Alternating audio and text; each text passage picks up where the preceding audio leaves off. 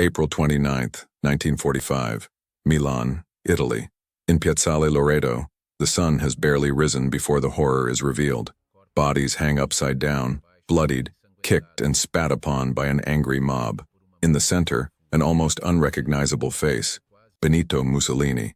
Suddenly, a man walks firmly across the square. His uniform is tight, his chin is high, his gaze is rigid. He is Achille Starace, the fanatic who was once the face of fascist discipline. But in seconds, everything changes.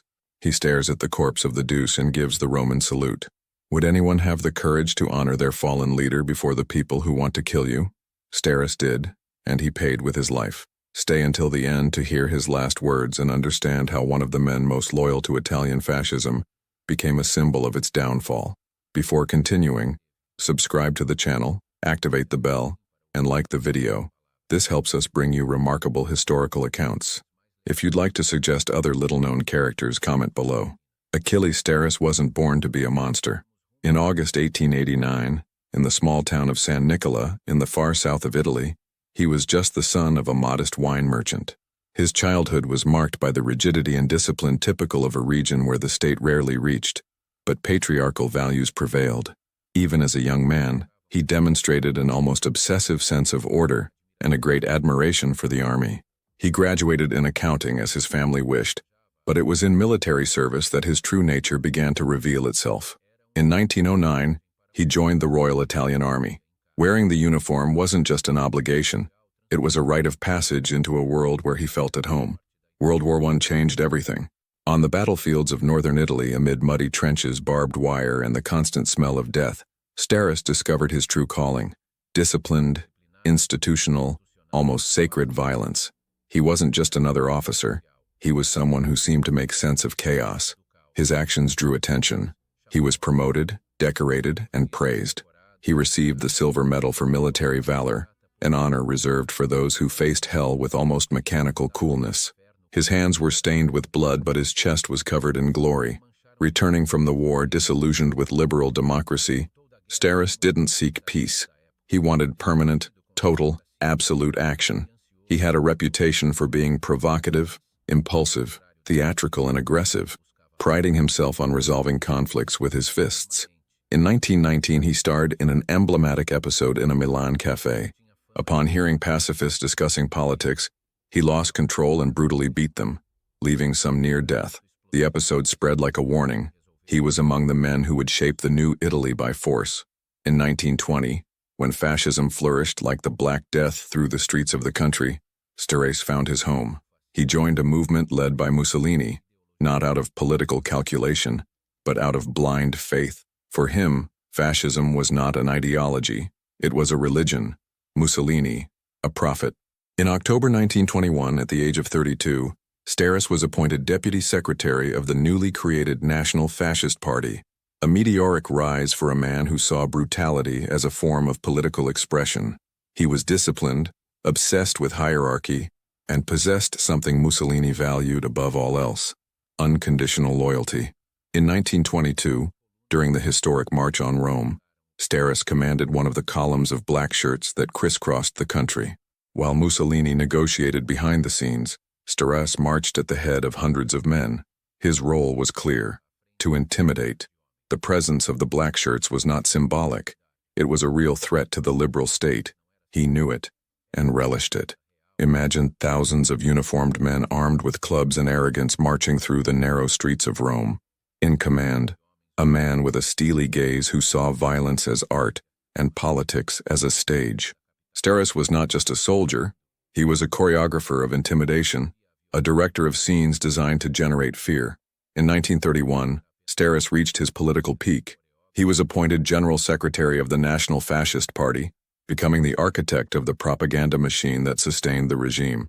His influence was comparable to that of Martin Bormann in Nazi Germany, a less visible figure than the leader, but essential to maintaining the cult of authority. He preached blind obedience, militarized discipline from childhood, and the denial of any individualism. For him, the ideal citizen was a perpetual soldier. For 8 years, he dedicated himself to creating a totalitarian aesthetic. He organized marches that shook the ground with perfect rows of bodies in sync like human gears.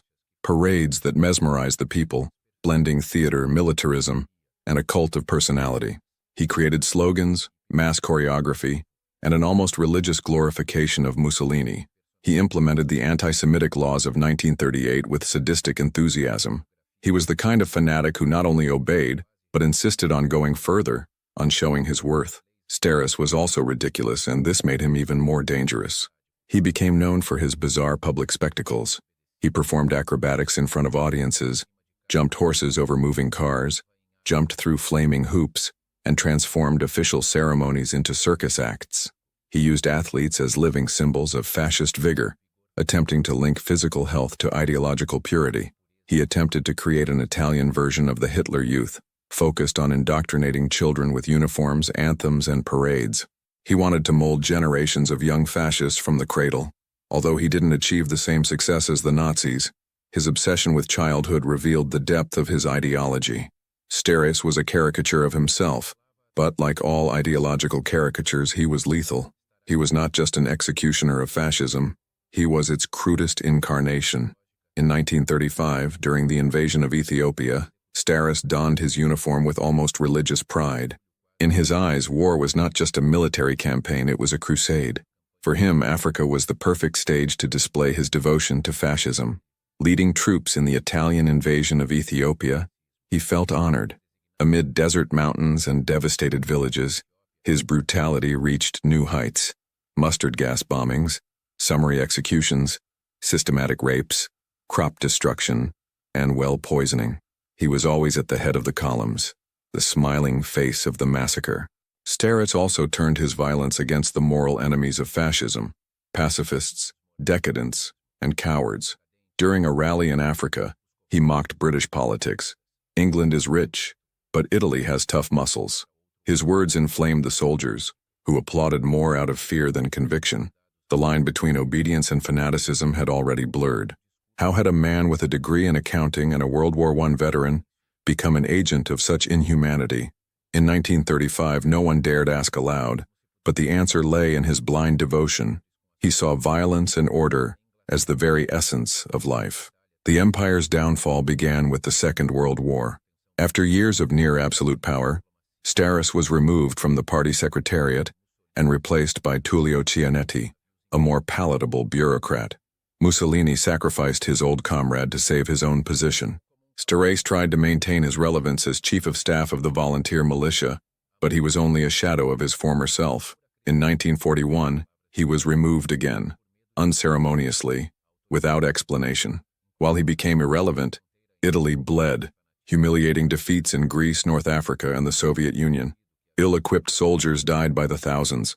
The population faced bombings, famine, and mourning. Faith in fascism was beginning to crumble, and a new enemy was born: the partisans. Men and women armed only with courage sabotaged trains, ambushed soldiers, and spread clandestine leaflets. Many were killed, while others continually emerged. On July 25, 1943, the National Fascist Council deposed Mussolini. Starace, without a position or allies, was also captured, not by his enemies but by the fascists themselves. Betrayed by those who had previously applauded him, Starace was humiliated. In September 1943, Mussolini was rescued by the Germans and led the Italian Social Republic in northern Italy. Starace despaired, wrote letters, and asked for positions, but received absolute contempt. He was sent to a concentration camp. April 1945. The Third Reich was crumbling. Allied troops were advancing across the Alps. The partisans controlled vast regions of northern Italy. Mussolini attempted to flee to Germany, but was intercepted in Dongo by resistance fighters. Mussolini and Clara Petacci were killed and hung upside down in Piazzale Loreto. Starace, at 55, still tried to maintain a proud bearing, but his strength was illusory. Recognized by the resistance, he offered no resistance. Taken to the same spot where Mussolini had been humiliated, Starace did something unthinkable. Before Mussolini's corpse, he raised his right arm and saluted. The crowd in disbelief erupted in shouts, insults, and shoving. The execution was decided quickly. An improvised platoon, simultaneous shots, the body falling with a dull thud. Starace was dragged and hung next to Mussolini and Clara Petacci. The bodies swayed like a grotesque trinity of defeated fascism. Hours later, American troops arrived, removed the bodies and the square emptied, but the blood and memory remained. Starace's death was more than the end of a man. It was the final collapse of a myth. He showed that evil doesn't always have a demonic face. It often comes disguised as conviction, order, and discipline. Starace wasn't born evil, but choice after choice, he distanced himself from humanity until all that remained were uniforms, salutes, and emptiness. The final moment, before Mussolini's corpse, reveals the blindness of fanaticism, faith without reason, devotion without soul. Some men choose to die for morally unsustainable convictions.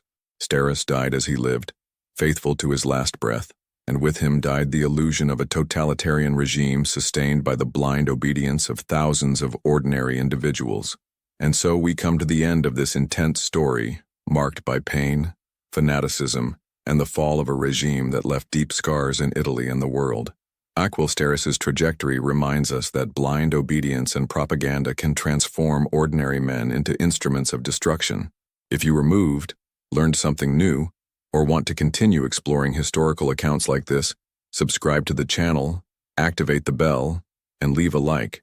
Your participation is what keeps this space alive and allows us to continue telling stories that official history often prefers to forget. And of course, if you have suggestions for topics or characters you'd like to see in future videos, leave a comment below. Every voice makes a difference. Until the next report, where we'll continue unraveling the secrets and stories that shaped our world. Thank you for watching.